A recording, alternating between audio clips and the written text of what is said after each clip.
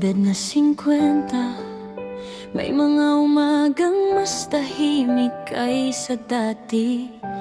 May mga sandaling humihinto ang oras sa pagitan ng paghinga at pag-alala.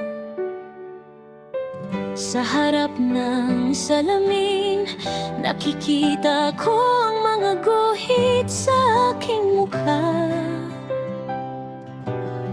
Mga bakas ng tawa, mga alaala ng pagod, mga kwentong ako lamang ang nakakaalam.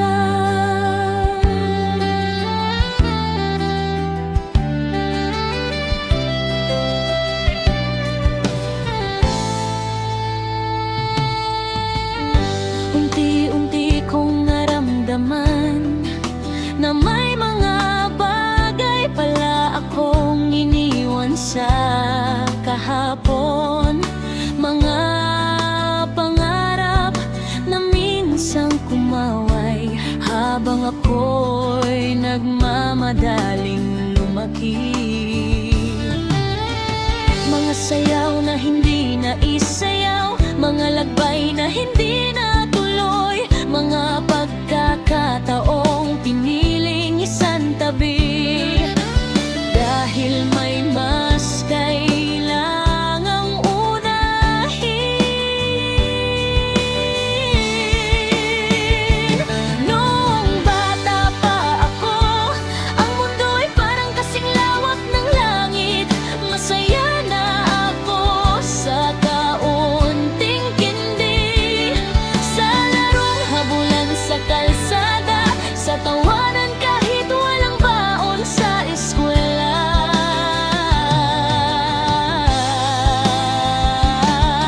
Salat man sa buhay, hindi salat sa ligaya. Dahil ang saya noon, hindi sinusukat ng pera, kundi ng mga taong kasama.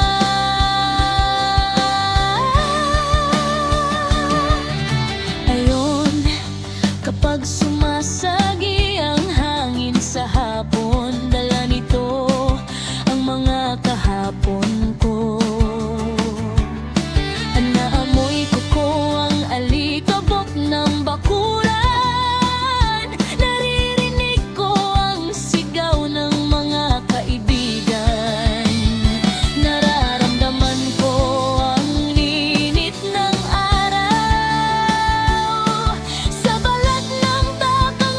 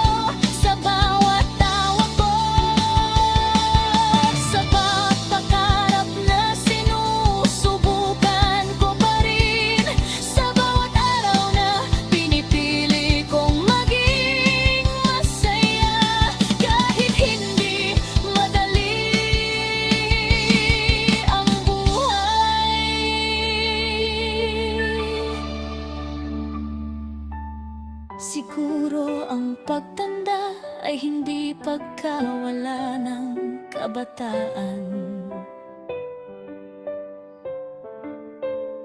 Kundi pagdadala nito sa mas malalim na paraan. Ako pa rin ang batang tumatakbo sa ulan. Ngayon nga lang mas mabagal na ang hakbang, mas maingat na ang galaw, pero mas matibay ang puso. At kung hindi man ako makabalik sa kahapon, pwede ko namang yakapin ang ngayon. Dahil ang bawat kulubot, bawat pilat, bawat pagod ay patunay na ako'y nabuhay, nagmahal,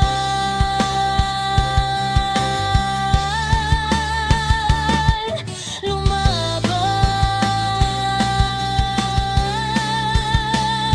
at patuloy pa rin nangangarap.